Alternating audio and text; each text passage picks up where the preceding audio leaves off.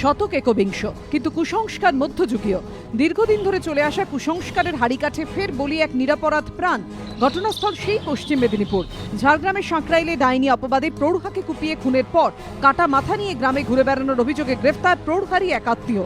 Police সূত্রে খবর, নোয়াগা গ্রামের বাসিন্দা বছর 55 ওই মহিলাকে বৃহস্পতিবার সন্ধ্যায় বাড়ি থেকে ডেকে নিয়ে যায় দূরসম্পর্কের আত্মীয় রাধাকান্ত বেরা। 22 বছরের ওই যুবকের হাতে ধারালো তলোয়ার দেখে আতঙ্কিত হয়ে পড়েন স্থানীয় বাসিন্দারা। তো ওখান থেকে ও দেখতে পেয়েছে, তখন হাতিয়ার নিয়ে সব ঘরে বাড়িতে ঢুকো, নাহলে যাচ্ছে সামনে করবো কেটে ফেলো, এইভাবে বলে আর কি। তোরা বলছে যে ডাইন জানে বলি আর কি, ডাইন বলে কেটেছে বলে। গ্রামবাসী খবর দেন সাঁকরাইল থানায়, কিন্তু পুলিশ আসার আগেই সব শেষ।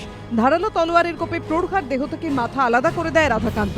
তারপর কাটা মাথা ও তলোয়ার হাতে গ্রামে ঘুরে বেড়াতে থাকে সে। ডাইনি বলে খুন করেছে, টাঙ্গি দিয়ে তরোয়াল দিয়ে কেটেছে। মাথাটা তার হাতে বাঁ হাতে ধরা আছে, তরোয়ালটা তার হাতে ডান হাতে ধরা আছে। প্রৌঢ়ার সঙ্গে রাধাকান্ত সম্পর্ক ছিল ঠাকুমা নাতির, কিন্তু সেই সম্পর্কের এমন বর্বরচিত পরিণতি কেন? পুলিশ জানতে পেরেছে নেপথ্যে মধ্যযুগীয় কুসংস্কার। মাস 4 ধরে বারবার অসুস্থ হয়ে পড়ছিল রাধাকান্ত। চিকিৎসা না করিয়ে শুরু হয় ঝাড়ফুঁক। গুণীর নিদান দেয় দূর সম্পর্কে ঠাকুমার কুনজর পড়েছে রাধাকান্তর ওপর। পুলিশের অনুমান, ডাইনি অপবাদেই প্রৌঢ়াকে খুনের ছক করে ওই যুবক।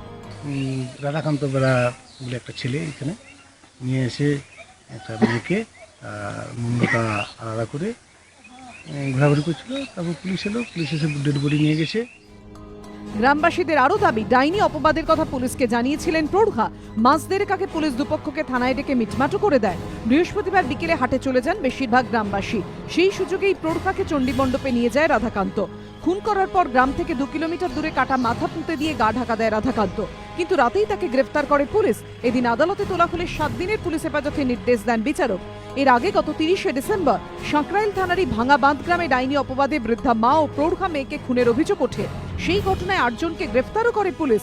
তারপরও এই ঘটনা। প্রৌঢ়া পুলিশকে জানানো সত্ত্বেও কিভাবে ঘটল এই ঘটনা? পুলিশের ভূমিকায় উঠছে প্রশ্ন। পাশাপাশি প্রশ্ন উঠছে, আর কতদিন লাগবে মধ্যযুগীয় এই কুসংস্কারের বিরুদ্ধে সচেতনতা তৈরি হতে? অমিতাভ রথের রিপোর্ট, এবিপি আনন্দ, পশ্চিম মেদিনীপুর।